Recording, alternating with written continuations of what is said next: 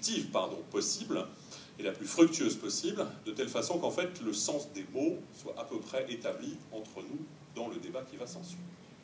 Je vais donc passer la main à mon camarade de jeu, Marc, qui va nous parler, je crois qu'il y a une petite transition, du genre on y va pas. Je ne sais pas pourquoi Barak, mais après tout, pourquoi pas. Et donc je vais passer la main à Marc, je ne sais pas si c'est là, oui c'est ça, parfait. Okay. Donc, yes, I can. Oui, je suis désolé. Oui, là, vous me voyez Là, la caméra. Ah, pardon.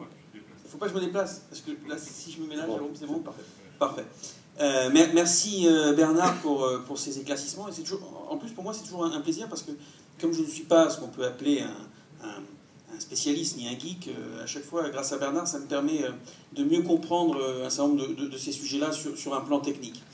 Et moi, je vais donc vous entretenir quelques minutes, j'ai une dizaine de minutes avant qu'on passe à la partie sécurité, puis qu'on ait ce temps de questions-réponses, de la dimension protection de la vie privée et des données personnelles, ou plutôt protection des données personnelles et de la vie privée.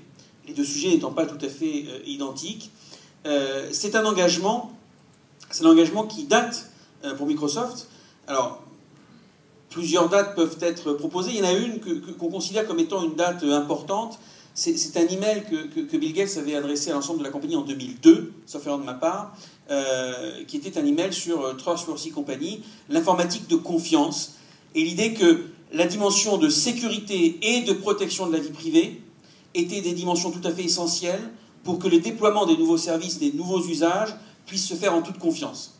Pourquoi ? Parce que tout le monde en est conscient, et c'est ce que disait Bernard en implicite, mais très fort, au point que ça s'entendait, c'est que le déploiement du cloud, quel que soit le modèle technologique choisi, ou le modèle de service, ou le modèle de déploiement, ne se fera réellement que si la confiance est installée dans ces outils-là et dans ces usages permis par le cloud computing. Et donc, c'est un élément central qu'il convient d'aborder lorsque l'on est en train d'aborder la question du cloud computing, l'informatique en nuage.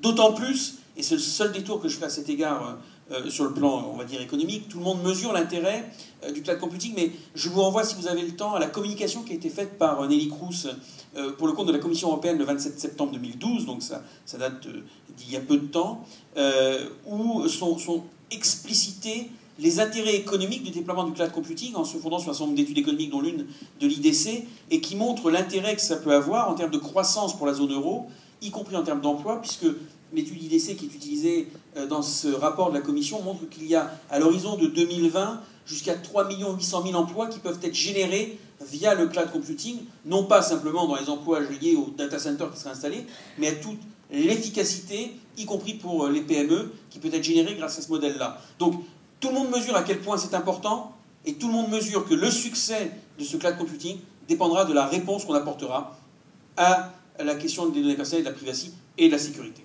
Sur la privacy, l'engagement qu'on a pris, et qui est, je crois, tout à fait essentiel, est un engagement qui peut reposer sur un maître mot qu'on peut décliner, c'est celui de la transparence.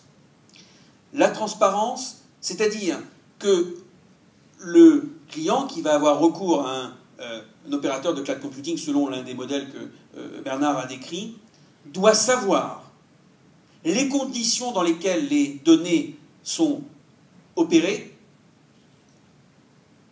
et la finalité doit respecter celle que le client a confiée à son opérateur. Et c'est tout à fait essentiel. Cette question de la transparence, elle est clé. Alors, comment la rend-on concrète ? On aura un temps de questions-réponses, donc je pense que vous en aurez beaucoup à cet instant. Moi, je vais vous donner quelques pistes sur lesquelles nous, on s'est engagé et qui nous paraissent tout à fait importantes. Alors, évidemment, il y a une première qui est essentielle et évidente. Lorsque les données sont en Europe, en France ou en Europe, le droit qui s'applique, c'est le droit français si c'est la France, et l'Europe, c'est le droit européen, c'est celui de la directive de 1995, et bientôt, ça sera celui du règlement qui est en cours de discussion, et c'est donc un droit harmonisé. Il n'y a pas de complexité, de difficulté particulière à cet instant. Et le droit français et le droit européen sont équivalents du point de vue des garanties. Si les données, éventuellement, sont en situation de transfert vers un pays comme les États-Unis, ou d'autres, comme la Nouvelle-Zélande, qui me vient à l'esprit, il y a ce qu'on appelle des décisions d'équivalence, c'est-à-dire que la Commission européenne examine le droit applicable dans ces États-là et considère que dans ces États-là, il y a un niveau de garantie équivalent au niveau de garantie qui est apporté par le droit français, le droit européen. Les États-Unis sont l'un des premiers pays à avoir bénéficié de cette clause d'équivalence que tout le monde connaît sous le nom de Safe Harbor. Et je faisais référence au mail de Bill Gates de 2002. Microsoft était la première entreprise de technologie de l'information à signer le Safe Harbor, donc à se placer sous cette ombrelle, apportant donc un niveau de garantie considéré comme équivalent. Et puis, Bernard le disait, le cloud computing, surtout s'il est sublimé dans sa dimension de cloud public, peut effectivement conduire à ce que des données puissent circuler de manière encore un peu plus large. Et la question qui doit être traitée, c'est quel est le niveau de garantie? Si ce n'est pas la France, l'Europe ou les États-Unis, et qu'éventuellement elles sont opérées, ne serait-ce que pour traiter une question de sécurité pendant la nuit depuis un autre pays, quel est le niveau de garantie? Comme tout